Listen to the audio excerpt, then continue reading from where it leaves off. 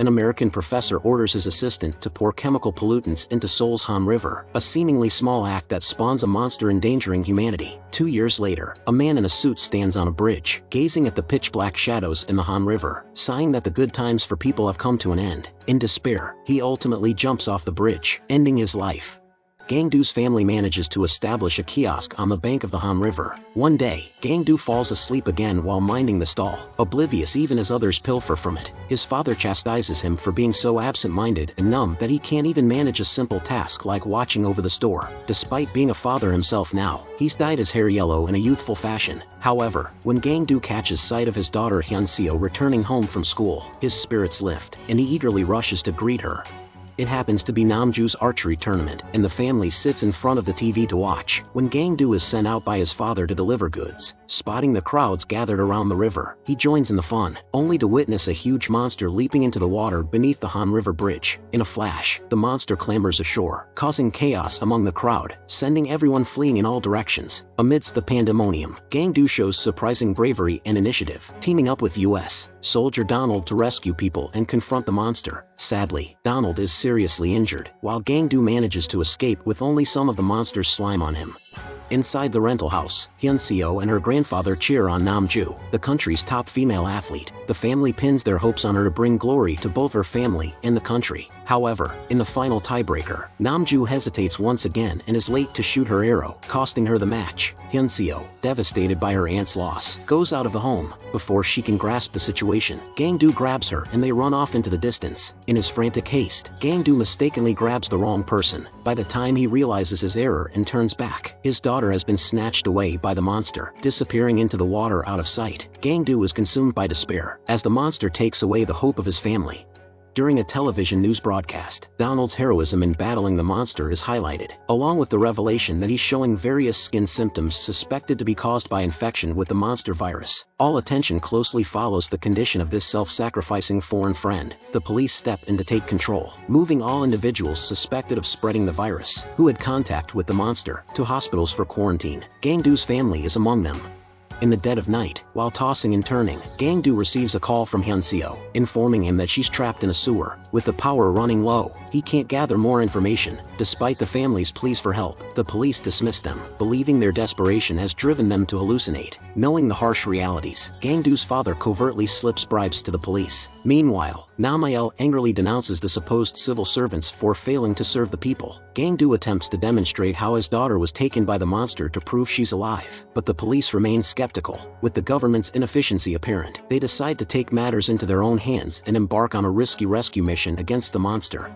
His father spends all his savings to buy a fortified car, 3 shotguns, and a map detailing all the sewers around the river from the underground black market. On the way, Gangdu constantly disinfects himself out of worries that the virus in his body might infect his daughter. Despite encountering numerous obstacles, the family eventually reaches the river. Following the markings on the map, they search the Han River sewers to no avail. With no other option, they return to their home and gather around for dinner. As usual, silence fills the air as they eat with bowed heads. As usual, everyone serves food to their favorite Hyunseo, as if she were still with them.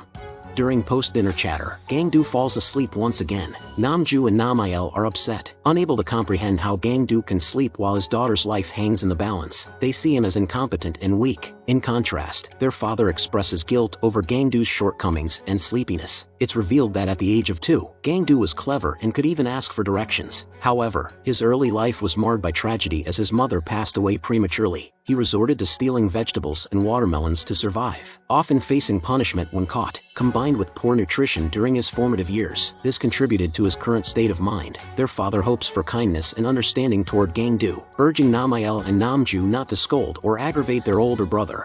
Soon, Namael and Namju drift into a deep sleep. However, Gangdu wakes up and notices the monster lurking not far from the door. He takes aim and fires a shot. The wounded monster charges forward, causing their home to collapse, awakening the others. The father fires another shot, bringing the monster crashing to the ground. The family emerges from the rubble and pursues the monster all the way to the river. Just as the police arrive, the father decides to confront the monster alone. Witnessing the monster's ferocious retaliation, the father's face reflects determination, heroism, and poignancy. He stands firm against the wind, gripping his gun. However, when he pulls the trigger, he realizes the gun is empty. Understanding his fate, he glances back at his children and gestures for them to flee. Even in the face of mortal danger, his first thought is for his family. As the monster attacks their father, the family is overwhelmed with sorrow. Gang-do staggers to the shore only to find his father lifeless. When the police arrive, Namael and Namju manage to escape, while Gang-do is arrested on the spot. At that moment, the TV broadcasts the death of American soldier Donald from the virus, triggering the US to spread a rampant rumor that the monster carries the virus, inciting broader public panic. Convinced that Korea is incapable of managing the crisis, the US decides to intervene. They introduce a chemical weapon known as Agent Yellow to eliminate the supposed virus. Gang-do falls under suspicion of being infected and is confined to a lab, subjected to various injections and experiments, becoming a living test subject. Despite being anesthetized, Gang-do remains fixated on saving his daughter Hyunseo. In his confusion, he inadvertently uncovers the truth about the virus. It's merely a fabricated rumor propagated by the US military to assert control over Korea, where falsehoods can pass as truths. Forced onto the operating table, Gang-do undergoes a craniotomy, enduring the chilling touch of metal instruments as he cries out and struggles in vain. Following the procedure, Gang-do miraculously recovers and seizes the opportunity to escape, holding a nurse hostage. Outside, he discovers American soldiers indulging in a barbecue party. He disrupts their leisure and commandeers an ambulance to flee their control. Meanwhile, Namael reaches out to a friend working at a telecom company, obtaining Hyunseo's location. However, he sustains injuries while fleeing and manages to relay Hyunseo's whereabouts to Namju before losing consciousness. Facing the monster alone, Namju readies her bow and arrow, focusing her concentration as the monster approaches. But her hesitation costs her as she's knocked under a bridge by the monster before she can release her arrow. Namael regains consciousness after being rescued by a homeless man, and together they hail a cab to the Han River. Gang-do arrives at the river around the same time, discovering the sewer but realizing that Hyunseo has been taken away by the monster. He encounters Namju when he chases after the monster. As the US begins releasing the toxic Agent Yellow, Gang-do defiantly charges towards the monster, pleading with the police not to shoot, but the police fires anyway. Amidst the chaos and poisonous fumes, Gang-do bravely opens the monster's mouth, finding Hyunseo held within. Maybe there's still hope. Maybe Hyunseo isn't dead yet. Gang-do pulls her out and finds a little boy in her arms. But tragically, Hyunseo is dead from a stray bullet. Grief-stricken and outraged, Gang-do laments, "I told you not to shoot." However, the little boy Hyunseo protected remains alive. Namael arrives with the homeless man, who climbs a high platform to douse the monster in gasoline. Their plan is to ignite the monster with Molotov cocktails, but at the critical moment, the bottle slips from Namael's hand. Once again, the director surprises the audience, almost like a joke. However, Namael no longer hesitates and lights a fire with an arrow. The monster rushes towards the sea but is subdued by Gang-do, delivering the decisive and fatal blow with a steel pipe. Shedding his lethargy, Gang-do fights bravely, refusing to retreat until the end.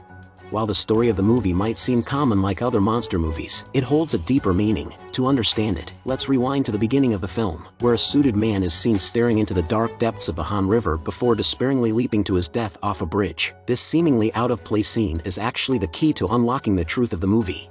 In Korea, this movie's name is translated as The Miracle of the Han River. This title alludes to South Korea's post-World War II economic boom, which propelled it into the ranks of 4 Asian tigers. However, the arrival of the Asian financial crisis in 1997 shattered this brief period of prosperity. The South Korean economy suffered greatly, with many businesses going bankrupt and an influx of foreign capital controlled by the United States.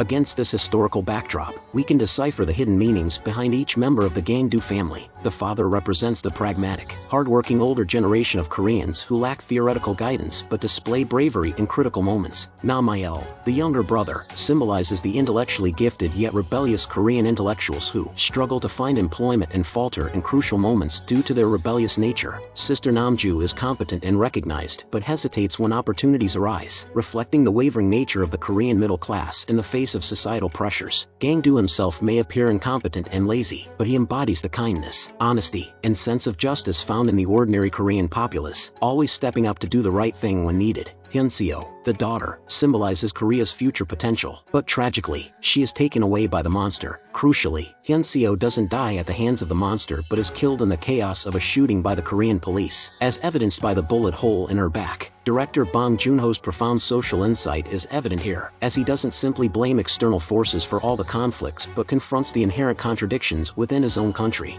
In the end, the young boy sheltered by Hyunseo and adopted by Gangdu symbolizes the alternative future that Korea now holds. And what about Gangdu himself? After defeating the monster, he resumes his kiosk business. No longer groggy or dozing off, he remains alert, swiftly drawing his gun at the slightest hint of movement outside. As the endless night stretches on, the adopted boy replaces the deceased daughter. Gangdu's once-dyed yellow hair has reverted to its natural black, symbolizing a return to Korean identity.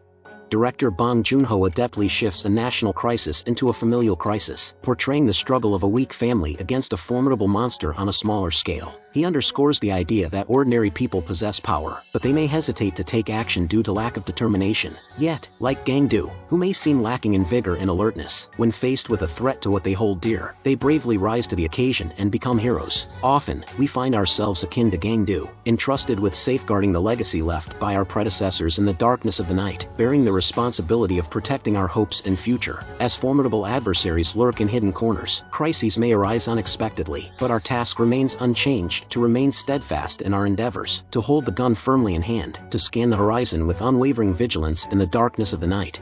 Thanks for joining Zombies Cat on this movie. Abduct the subscribe button, hit the bell, and stay me out of this world. Until next time, keep those reels rolling. Zombies Cat signing off.